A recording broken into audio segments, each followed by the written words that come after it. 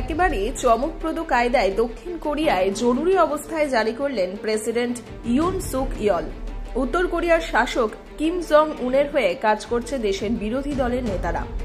এমন যুক্তি দেখিয়ে দেশকে বাঁচাতে সামরিক আইন জারি করলেন দক্ষিণ কোরিয়ান প্রেসিডেন্ট ইয়ন। গত 4 দশকে এমন ঘটনা ঘটেনি দক্ষিণ কোরিয়ায়। দেশবাসীর উদ্দেশ্যে দেওয়া ভাষণে ইউন সুক ইয়ল বলেন, উদারপন্থী দক্ষিণ কোরিয়াকে উত্তর কোরিয়ার কমিউনিস্ট বাহিনীর হুমকি থেকে সুরক্ষা দিতে এবং রাষ্ট্রবিরোধী বিভিন্ন শক্তি নির্মূল করতে আমি জরুরি ভিত্তিতে সামরিক আইন জারি করছি।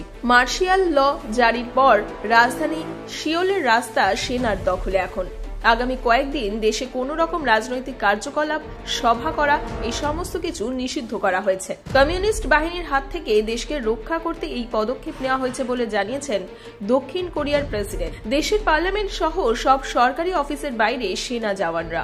আকাশপথে শয়ে শয়ে হেলিকপ্টার থেকে নেমে দেশের বিভিন্ন প্রান্তে নামছেন কোরিয়ান সেনারা।